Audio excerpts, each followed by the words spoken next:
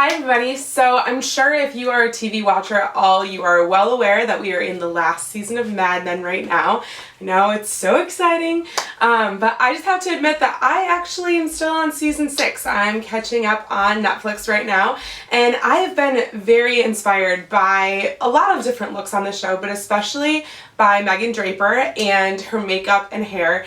So today I have a half-up style that I'd like to share with you. It's kind of a faux roller look. It's achieved with a curling iron rather than actual hot rollers. So if you don't have hot rollers at home, you can still get this look by using a large curling iron. So the curling iron that I'm using, this is I believe it's 1.25 inches. This is the typical Marcel iron that I normally use. You can also get this Hot Tools curling iron in a spring mechanism rather than the Marcel. So if you're not familiar with using professional irons, that's what I would recommend, because you will burn yourself with this if you're not used to using it. All right, so to get started, I'm going to section out the bottom part of my hair, and the number of sections that you take is going to vary based on how much hair you have, how thick your hair actually is, but this bottom section does tend to be around the occipital bone, so find that bone at the base of your skull, and that's about how big you want your sections to be. Unless your hair is incredibly thick, then you might want to break this up into 2, and you'll figure out pretty quickly once you start working if it's too much hair or not. Okay, so now to get started, I'm going to spray in a little bit of a heat protectant spray. This one is Redken's Iron Shape. I started using this instead of my old favorite, which was number 13.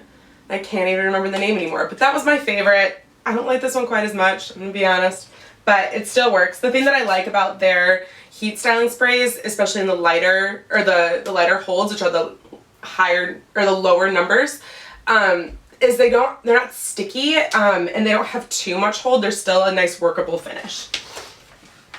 Alright, so to get started, I'm going to split this section into 2 and work on one side first. So for this look, it's kind of like my other traditional curl. I always start my curls at the base of the skull rather than starting down at the bottom of the hair. You're going to get a better hold that way, but the way that I'm wrapping it is a little bit different. So I'm starting here up at the top, and I'm just going to wrap this tail around and feed this through. And what is going to happen as I do that is the hair on top is kind of going to layer over the hair on the bottom, which is what is going to give it that roller effect, because that's how you wrap a roller, but I'm just starting it at the top rather than at the bottom. So I'm just going to hold that just for a second and pull the curling iron out.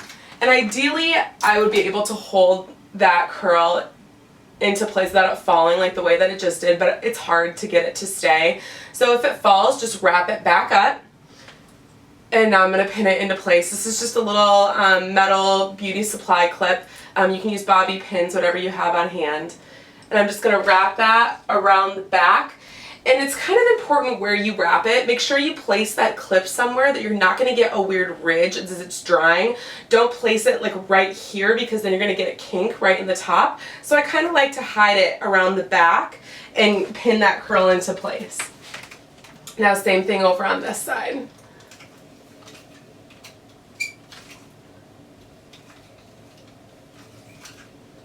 I would recommend using a mirror while you do this.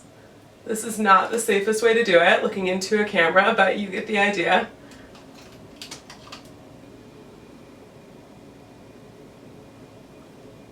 Okay, so I'm just going to keep mimicking that up the hair. Now that I'm working with sections above the ears, I'll probably be taking 4 different sections.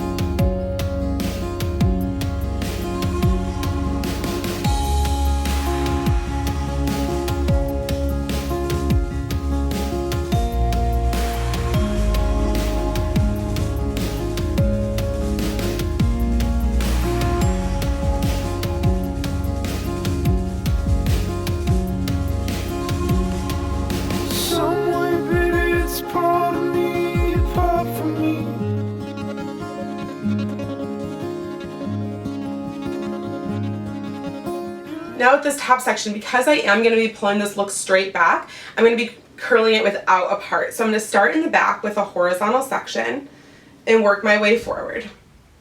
And it's also important to note that with this look, make sure that you are getting the ends of your hair completely curled. I know with a lot of my tutorials, I will leave the ends of the hair out, but the reason that I do that is to give it more of a beachy look. This is more of a formal look.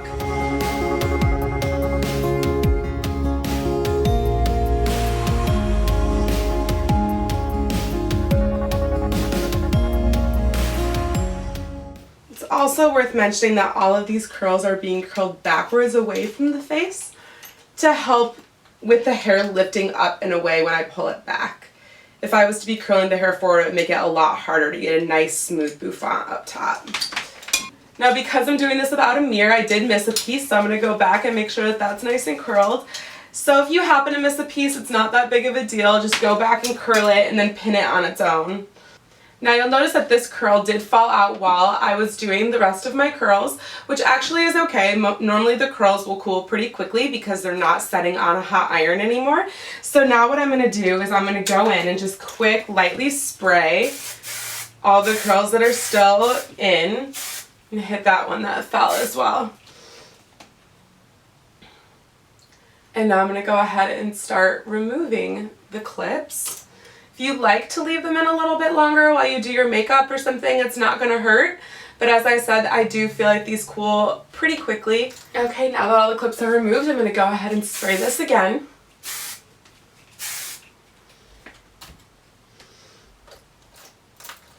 And I'm going to brush it out with a paddle brush. This brush just has plastic bristles on it and they're pretty far apart. It's an Aveda paddle brush. This is one of my favorites.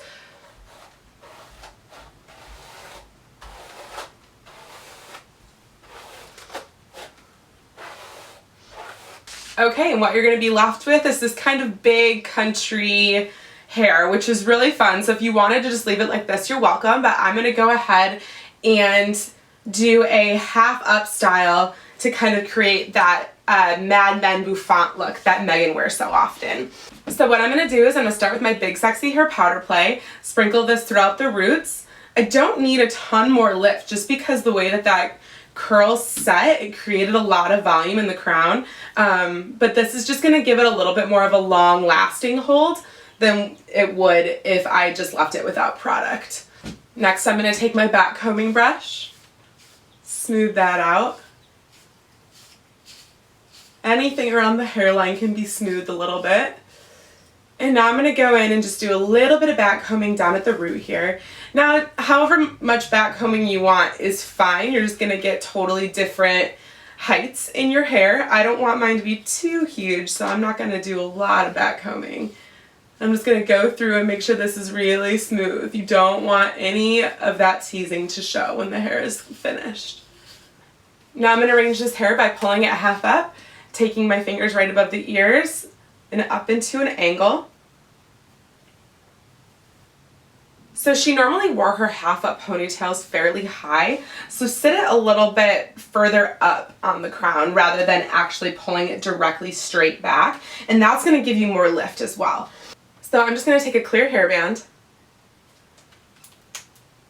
and grab that section, securing it into place, and that should hold. I don't really feel like I want to tighten it too much, just a little bit to keep that volume. Okay, so what you're left with is this half up look. And now what I'm going to do next is hide that hairband. And the way that I'm going to do that is by lifting up this half ponytail and grabbing a section of hair from underneath it and wrapping it around. And then taking a bobby pin, grabbing the tail of that hair and sticking it up through that hairband, making sure that the other end of the bobby pin is not exposed. I'm going to add one more pin just for security on the other side. Adding a little spray. Now one final thing, I'm going to go in and just add a little bit more volume at the root here with my back combing brush, just by lifting the hair and lightly brushing the hair backwards.